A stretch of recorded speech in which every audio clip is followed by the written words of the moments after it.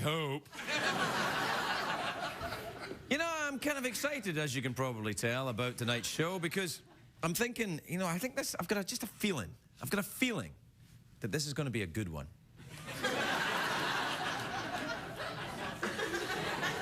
The last show of the month is always usually a good one because, you know, whatever else I've got left, whatever energy I've saved throughout the month, you know, by sleeping, I'm going to use it up tonight. So I'm going to use every muscle in my body, every fibre in my being to make sure that this is the sensual experience on a Friday night that you wanted. I'm going to find places in you that you didn't know you had.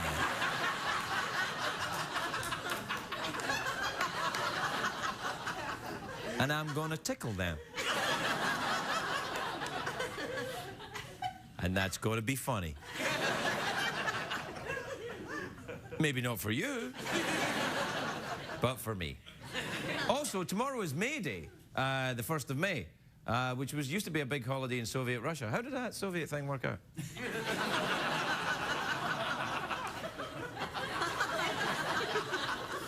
Yeah, and you have to remember tomorrow to say lucky white rabbits. Because the first day of the month, I always like to say lucky white rabbits to whoever I wake up with.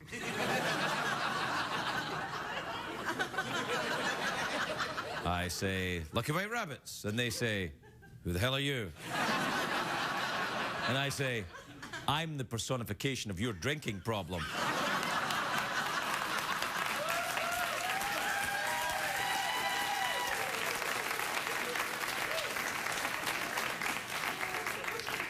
But you know who's on tonight? Peter Sagal is Sagal. I can never say his name properly. Sagal, it's Sagal, isn't it? Yeah, I like Peter Sagal. He's from Chicago, where, coincidentally, I am tomorrow, Saturday, the 1st of May. I'm going to be in Chicago.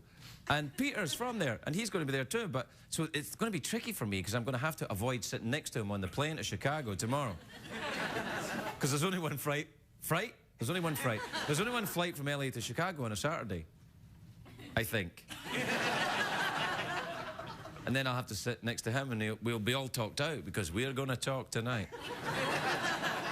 And we're going to find places in you that you didn't know you had. You look skeptical, madam. Why? You heard that from a man before and then been disappointed.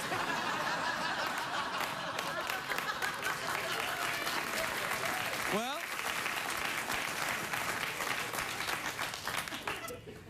I won't let you down. So sit back, relax, take off your wig, unscrew anything that's still attached, and get ready for the commercials. We'll be right back, everybody.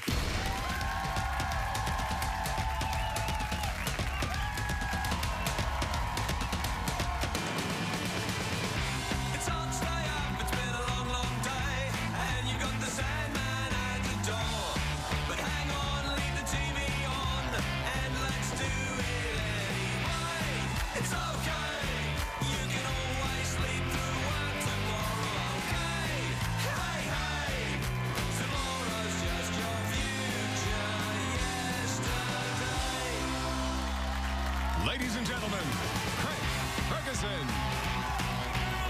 Hey, you boys! Hey! Wow! Wow! Wow!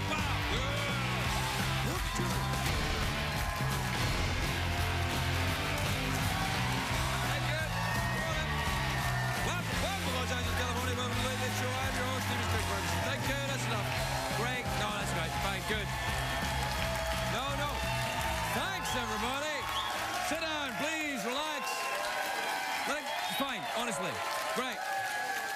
Let it go. That's great, everybody. Please sit down, relax. You at home, too. Everybody, we're going to be informal this evening. That's right. You're allowed to sit down in your own home. Because I know you like to stand up when I come on. Or at least some of you do. You know, I'm very excited tonight. Usually I'm not excited. You know, if you know me, you'll know I'm usually quite strict with the studio audience. I promise them chicken, but they never get any chicken. I tease them. I tease them with my chickeny smell. Well, tonight that may all change, or it may not. Because I've got Friday fever. Yes, it's a great day for America, everybody. Yes, it is. It is.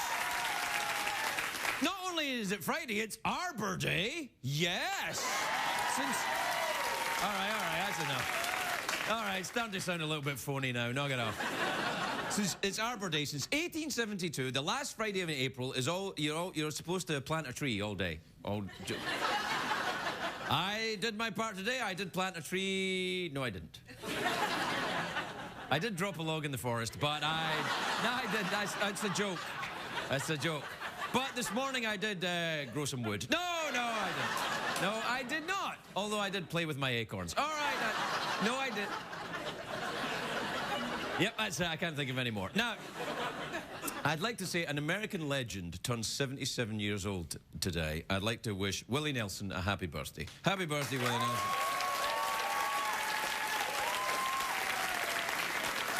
He was on the show. Yeah, he was on the show recently.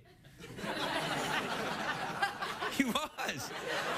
Do you know who else's birthday is today? Kirsten Dunst. Now, Kirsten Dunst and Willie Nelson, very different, of course. One's a grizzled show business veteran with long hair and loves to, and the other one's Willie Nelson. Now, the big movie opening today, that's enough. All right, you'll get your chicken. Now, the big movie opening today is A Nightmare on Elm Street. It's a remake of the old slasher movie. Well, it's not that old, actually. Really. I remember when it came out. Maybe that means... I can remember when my parents would go, I remember when the original came out. Well,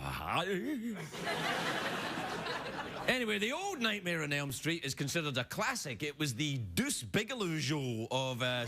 Deuce Bigelow show. What's the name of that? Deuce Bigelow. Douche Bigelow. I don't know. Anyway, it was a big slasher movie is what I'm saying, The Nightmare on Elm Street. It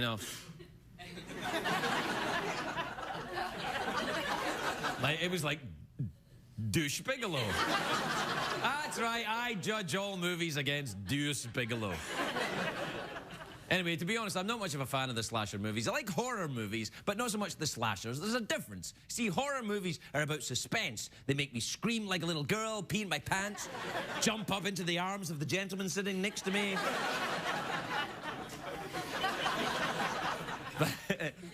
Get arrested, taken out of the theater. The slasher movies are just blood flowing and things squirting and body parts flying. It's like a party at Elton John's house. But Nightmare on Elm Street... Nightmare on Elm Street will probably make a ton of money because Elm Street is, it's the most common street name in America. And when the first movie came out, people were actually scared of living in streets called Elm Street. I know. Oh, honey, I'm so glad we didn't buy that house in Elm Street. I feel much safer here on Stabby Lane. By the way, Stabby Lane is the name of my midget. He can't be here tonight. He's in Vegas. Look out for his special Late Night in Vegas with Stabby Lane. Anyway, the bad guy in the Nightmare movies isn't Stabby Lane. Of course, it's Freddy Krueger. He kills people in their dreams, which is never really that scary to me because I know it's impossible. It's impossible to be killed in your dreams, but it is possible to have your dreams killed. It happens to me here every night. And also, I have to say, Freddy Krueger doesn't really scare me that much. He's a dude with gloves and a hat. He's basically Mr. Peanut in a bad mood. But the new Nightmare on Elm Street has to compete with the Twilight movies. Now, Freddy Krueger's, they've probably changed him. He's probably gorgeous now. He's a sensitive young quarterback with six-pack abs and gel in his hair. Hi, I'm Fred Krueger. I really care about your feelings. I'm so sad for you. You've seen that Twilight movie? I watched that Twilight movie, actually. I watched it because I thought, I'm talking about this movie and saying it's crap. I really should see it. So I saw it. And it is. I couldn't believe my eyes. That big vampire He's a good-looking big boy, but he's always crying all this. He always looks like he's crying, like, oh, like, grow up here, you're immortal!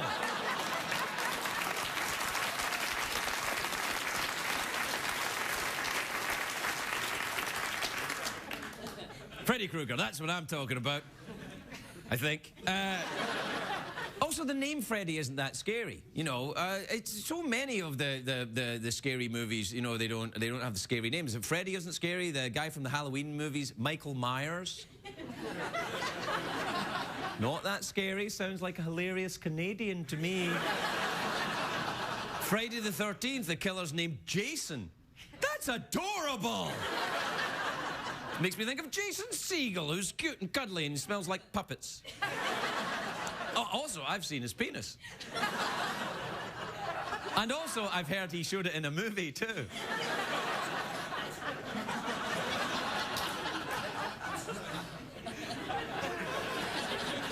Anyway, it's a very sad day when you name your child Jason or Freddy or Damien, and then some horror movie comes along and makes their name synonymous with evil. You just ask my brother, Cujo Ferguson. That's right. No, knock it off.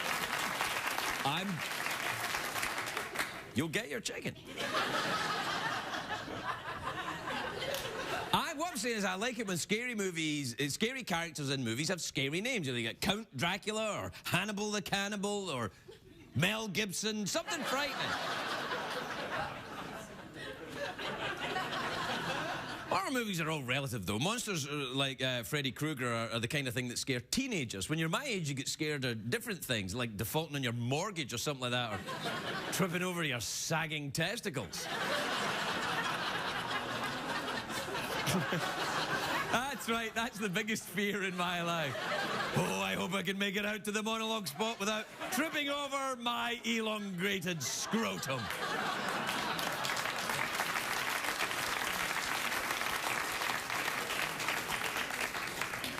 Oh, if only Stabby Lane were here.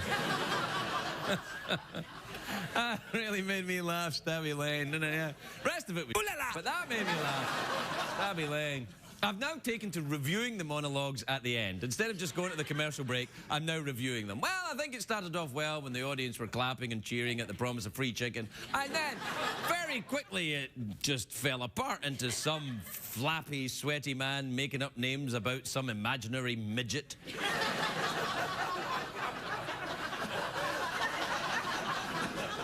And then whining about his scrotum. Not the midgets scrotum. No. His scrotum's magnificent. I mean, how far could his go before it became a problem? I mean, that's the danger of being a little person. Your scrotum drops even a couple of inches. You're in big trouble. All right, we gotta take a break. We'll be right back, everybody.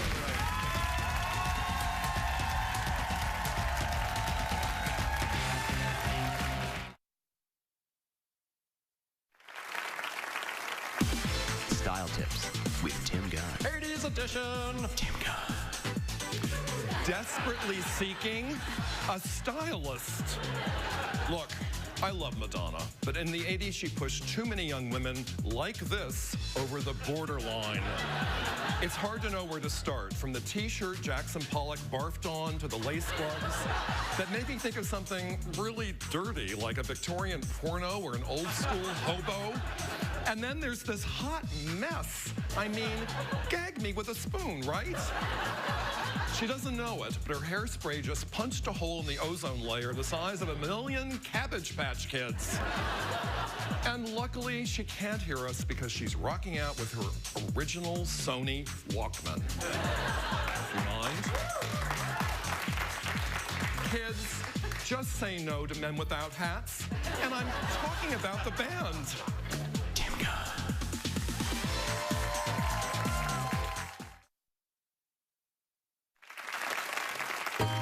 It's time for Gardening Tips with Willie Nelson. And the best time to plant tomatoes is in late April.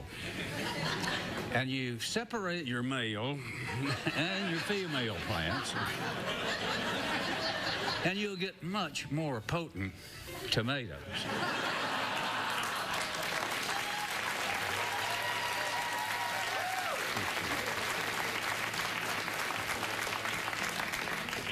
Talking about marijuana.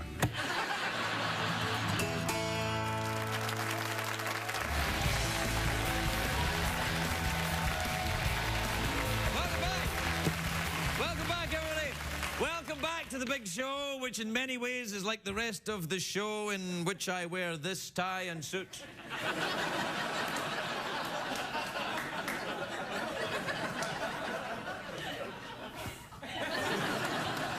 Hey, you know what? You know what time it is right now? It's time for the Twitter email. Play the jingle thing. Twitter, tweeting, ephemeral, fleeting, Flugenweb, base code, twit zone, ask mode, checks the tweets, und also E-Mails. That's the tweets and also emails. All right. We'll check the emails and the tweets and the ding dong. Is that the doorbell? Oh, it's Lauren Brown. Hi, come on up. Oh, hi. Oh, Lauren, how lovely to see you. Oh, you look fabulous. Thanks. You look great. Did you wear that last time you were on the show? No. All right. Lovely hair, lovely shoes. Don't talk about my boobs. Okay.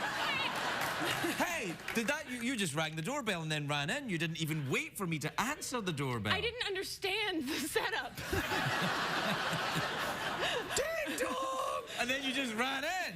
It's like... Maybe I'm very familiar with this house and I just let myself in the door. Or not. Thank you.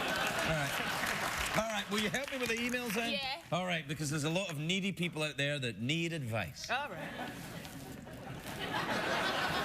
All right, this is from Michelle in Brentwood, Tennessee. All right. All right, she says, hey, Craig, I'm a 19-year-old college student and never had a boyfriend. Do you have any advice to attract men? Well, this is more one for you, really, isn't it?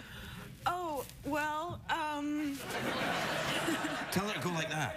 like this? Yeah. Oh. No, No, I don't want to do that.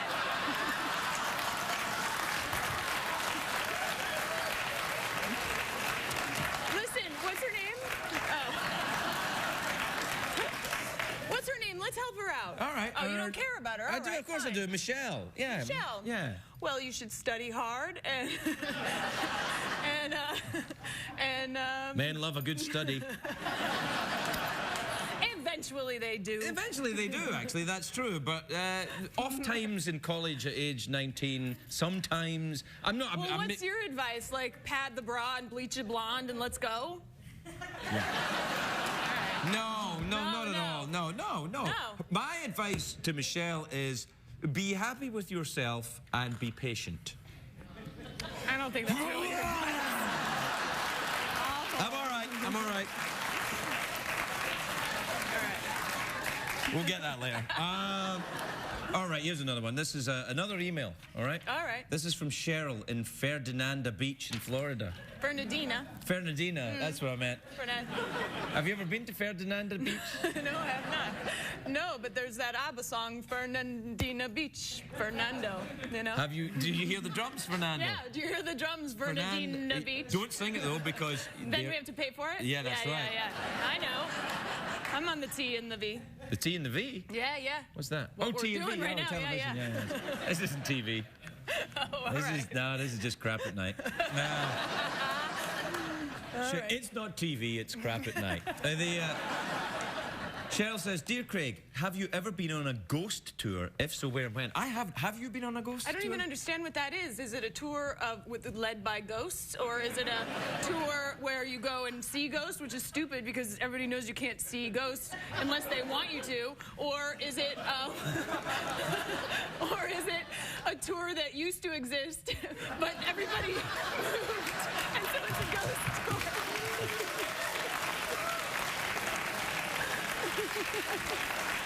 Which is it? I didn't know. They didn't say which one it was. So I'm afraid we can't. If you can't be specific, we can't help you. Exactly. All right, here's a Twitter. This is from Joe in State College. Is that what Joe looks like? No, this is CBS's way of telling me it's a Twitter. They put a picture of a bird on it. Like you wouldn't understand otherwise? Or No, something? they don't think highly of me here. Anyway, Joe in State College, he says, want to join my fraternity mates in Lauderdale for spring break. I can't go. Why?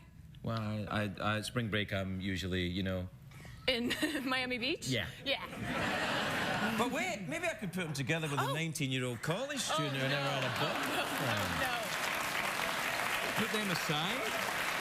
It's going to be a shocker. It's going to be a shocker for Michelle, though. I don't know. Probably Joe in State College isn't quite the sophisticated, debonair man about town he thinks he is. Yeah, I don't want to send her on spring break. Let's send her to Ghost Tour. All right. Sorry, Michelle. All right. How do you know? How can you be so sure? You didn't even look at it. Oh, wow. They're all the tweets. They're all the tweets. The kids on the tweeting, not as good as the emailing kids. Sometimes that happens. There's no real, system here. Oh. Am I going to get in trouble with the tweet people or something?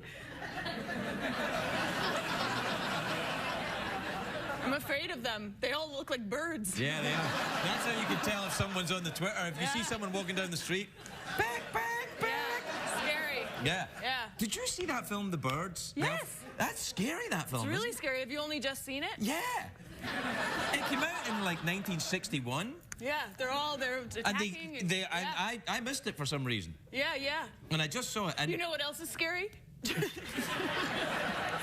Jaws. Jaws is terrifying. Hey, you know what I like in Jaws, though? See when they have that guy that says, we're gonna need a bigger boat. Yeah. That's Rod Steiger. No, Roddy McDowell. that was Robert Shaw. Roy Scheider. No, Roy Scheider. Roy Schneider's the mayor. Is the man. But the guy that plays Quint is Robert Shaw. Robert Shaw. Yeah. Yeah. Yeah. So. I like it because do you know who was involved in that movie? Who? Many people. What do you mean? I really thought you were going to say something. So did I, and then I got to the end of my sentence, and there was nothing there. Steven Spielberg. Steven Spielberg was involved. He was involved. And that was when they said, we're going to have to close the beaches on the 4th of July, and everybody's like, you're crazy. Yeah. That's my favorite bit. What are we doing? We're doing the last email now. This is from Taylor in Tampa in Florida. Okay. A lot of Florida today. Yeah, but that's a lot of Florida today on the morning show. That's what it feels like, doesn't it? Oh, Craig. I know. Thanks, Lauren. Hey. The weather is... Do you wear adult diapers? Find out. If you do, it's good. We should have a morning show. I'd like to do a morning show. Then you'd be up late and up early, though. Oh, yeah, because this is live. Yeah. It's really late right now. Well, it's dark. I know.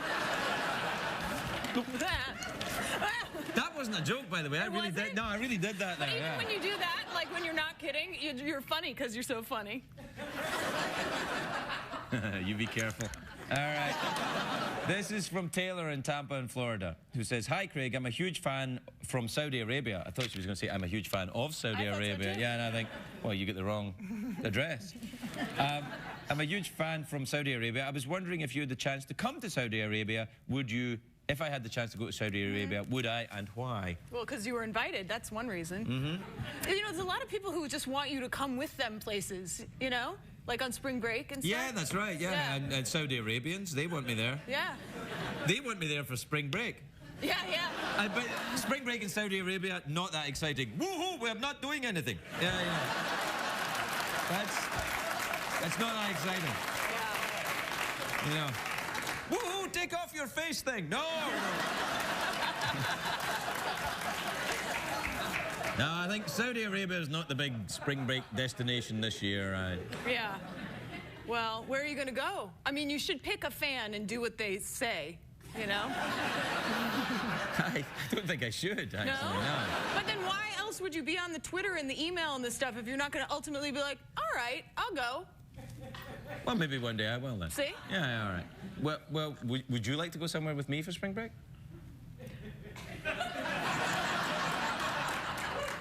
Listen, we'll be back with adult diapers and.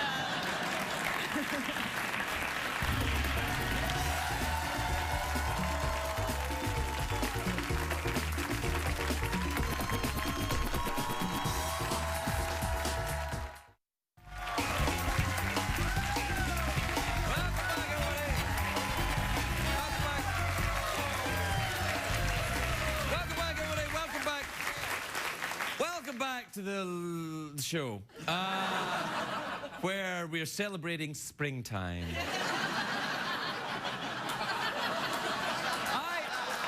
I love spring. Look at me wearing my spring colors, and look, I've even got the windows are all open because it's April here. Specifically, a date in April. My second guest tonight for this show, which may or may not still be on the air in April. And by the way, no, wait. By the way, I'm saying second guest. I don't know that to be true. Maybe it's my first guest tonight. And you know why? Because I don't keep track of these things. And do you know why? Because I'm an artist, bitches. I'm sorry. I'm sorry for saying bitches. That's a very derogatory word.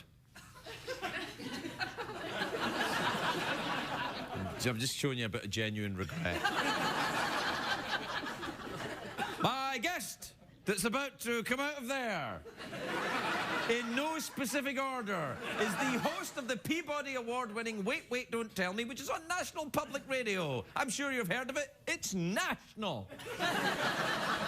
Peter Sagal, everybody. Peter Sagal.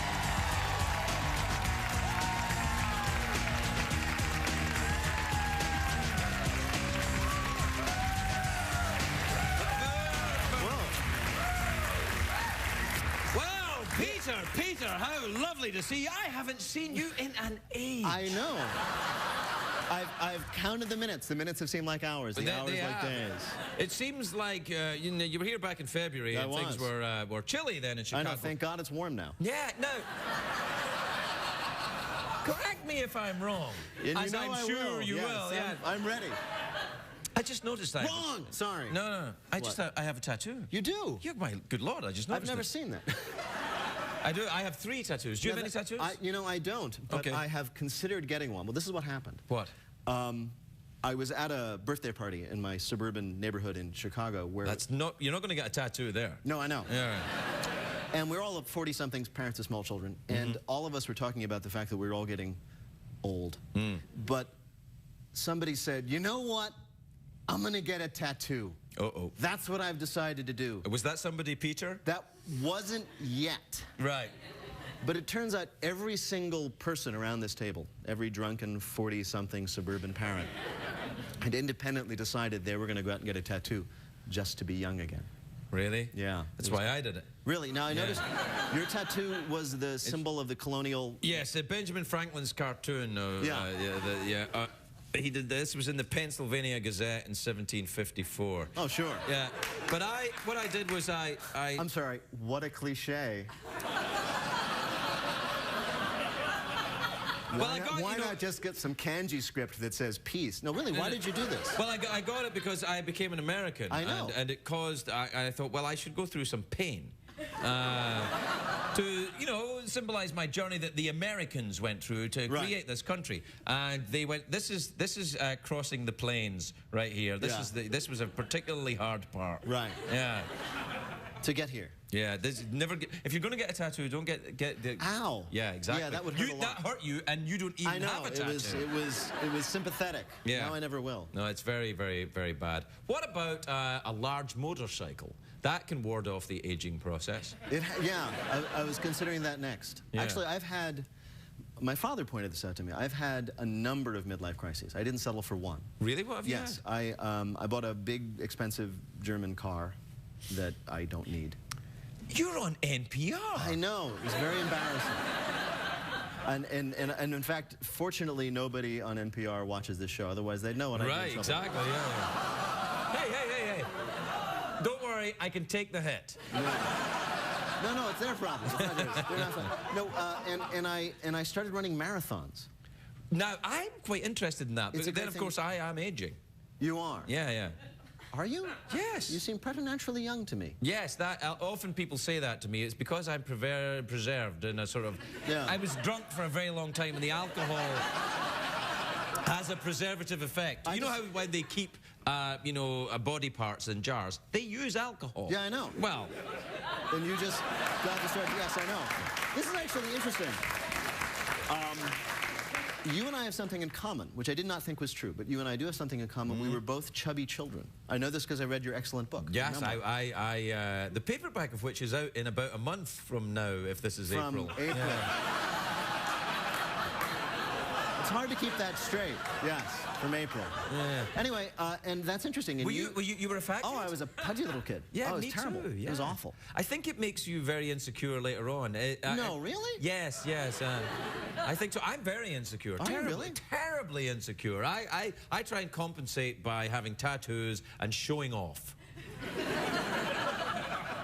How's that working out for you? Excellently. Really? Yes. Actually, the more I show off, the more tattoos I get, the more I think, take that, childhood. Exactly. Yeah. If we were here as children, if the chubby you or the chubby me were here, we'd beat them up, wouldn't we? We've become the people that tormented ourselves. I'd rather think I'd be kind. You think? Yes. I'd say, oh, come here, chubby little child, and come and relax and sit over there and help yourself to some chocolate. You know what this is? What? This is a Disney movie. Through some... Hold on a second. Through some mechanism... Yeah. Hold on. Formerly chubby... Here, put me on. Put you on speaker. Yeah. Yeah, it's Disney. What do you want?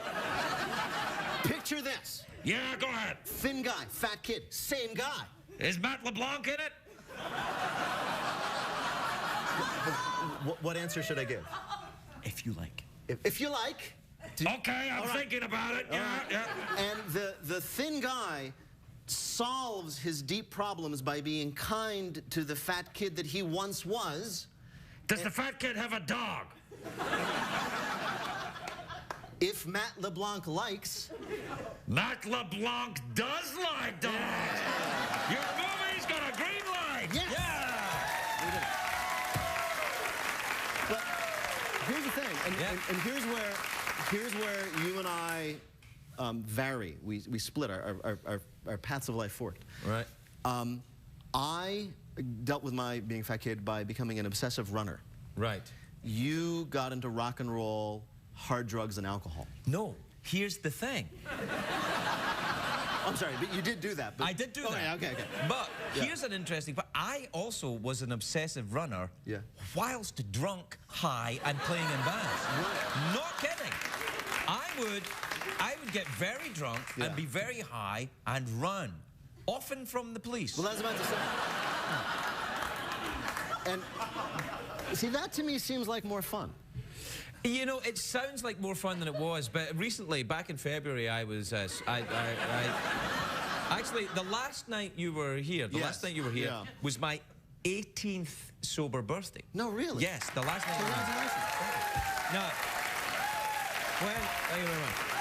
Now, that, I was thinking about it this morning when I got up this morning, and I thought, whoa, look at me. No pee in the bed, no hangover. I know exactly where I am and who this person is. And But I just want to point out, I did that too, but where's my victory? You see, that's what I mean. You have. Well, you did that too? I did wake up. Well, you obsessively ran so much that you became an incontinent blackout runner? Oh my God. Waking up sweaty and in shorts in beds I didn't recognize. No, I mean. That was last week. God. No, what I mean is, I meant. Here's my point. My point is that I think that life should be lived. As opposed to? No, well. Right. When I finish the thought, wow, will you be surprised? Okay. I think that life should be lived so as to generate the maximum number of really interesting anecdotes. You, my friend, have done that. You have lived a life of great anecdotal value. It may have been painful. Yes. But here you are, successful, sober, with great stories to tell. What do I tell? Well, I went out and ran 10K. That was pretty good, you know. Felt good, got a little cramp. While you were drunk and incontinent and running from the police. At this point in life... to be fair... Who's got the better story? Yeah, but to be fair, I also sometimes, while I was running from the police, I got a little cramp. It wasn't all fun, Peter. It wasn't all fun, is what I'm saying. I know. Now, the only risk involved in living a life which will accumulate anecdotal value is that oft times, you will not survive long enough to tell the anecdote. That's the trick. That's the problem. Yeah, you seem to have threaded that needle pretty well. That's because I'm extremely lucky. Apart from this. Right. Yeah, this clearly you're paying some karmic debt. There's a karmic balance. Yeah, I very lucky in one direction, CBS late night in the other. I mean, that's what it is. By the way, I thought all you guys were fired back in December. Doesn't that happen? Didn't like everybody in late night get fired terribly? This isn't really late night, though. I mean, not really. I mean, the other guys are late night. This is just, somebody filling their day. Yeah. I don't subscribe to the notion that this is a late night talk show. I really do not. Yet is it not on very late at night, and aren't people talking on it? Well, okay, there is that. But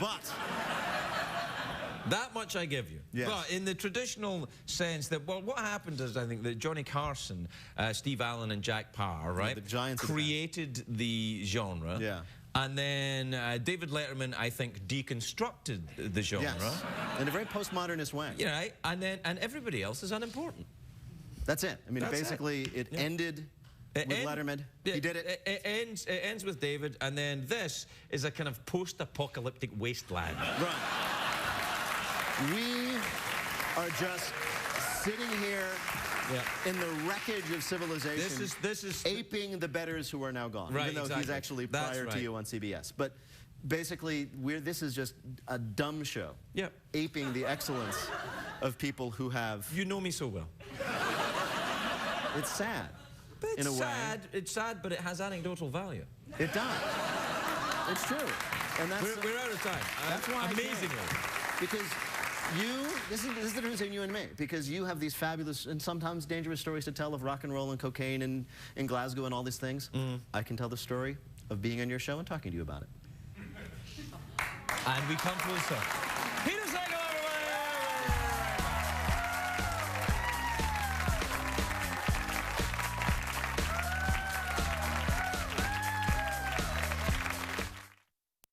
What did we learn on the show tonight, Greg? Sorry. You know what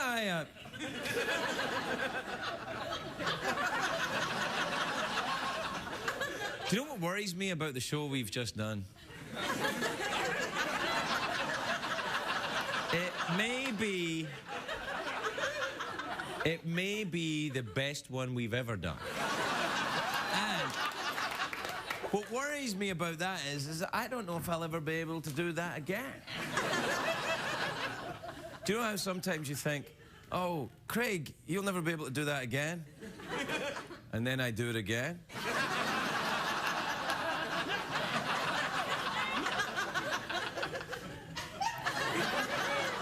Oh, I think I'm getting ready to do it again.